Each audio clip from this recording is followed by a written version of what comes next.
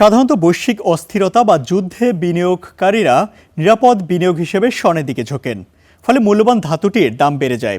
তবে এবারের চিত্রটা ভিন্ন। মধ্যপ্রাচ্যের যুদ্ধ শুরুর পর স্বর্ণের দাম বাড়েনি, উল্টো কমেছে। কেন কমেছে? সেফ হেভেন হিসেবে স্বর্ণের ভূমিকা আর এর পেছনে কী কারণ রয়েছে সে সম্পর্কে বিস্তারিত জানব ডেস্ক রিপোর্টে।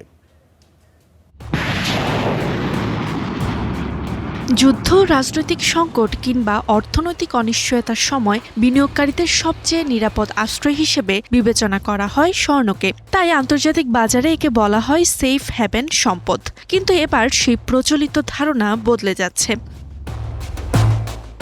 সাধারণত যুদ্ধ বা বৈশ্বিক অস্থিরতা বাড়লে স্বর্ণের দামও বাড়ে, কিন্তু চলমান ইরান যুদ্ধ ও ভূরাজনৈতিক উত্তেজনার মধ্যেও আন্তর্জাতিক বাজারে স্বর্ণের দাম উল্লেখযোগ্যভাবে কমেছে। 2026 সালের শুরুতে প্রতি আউন্স স্বর্ণের দাম $5,500 বেশি উঠে রেকর্ড করেছিল।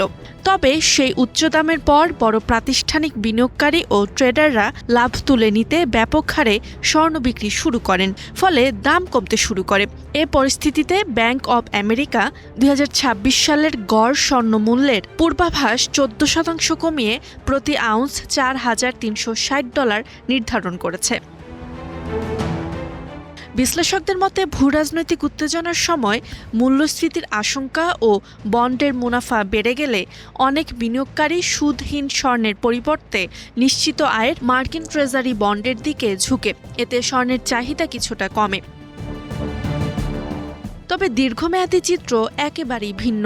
পশ্চিমা বিনিয়োগকারীরা স্বর্ণকে স্বল্পমেয়াদী ব্যবসার সম্পদ হিসেবে দেখলেও এশিয়ার কেন্দ্রীয় ব্যাংক ও পরিবারগুলো এটিকে দীর্ঘমেয়াদী সঞ্চয় ও রিজার্ভের নিরাপত্তা হিসেবে বিবেচনা করছে। বিশেষ করে চীন টানা 19 মাস ধরে স্বর্ণের মজুত বাড়িয়েছে। ফলে অনেক দেশ এখন শুধু সংকট মোকাবিলায় নয়, ডলারের উপর নির্ভরতা কমাতে ও কৌশলগত রিজার্ভ গড়তেও স্বর্ণের মজুত বাড়াচ্ছে। Roksana Rimi, star news.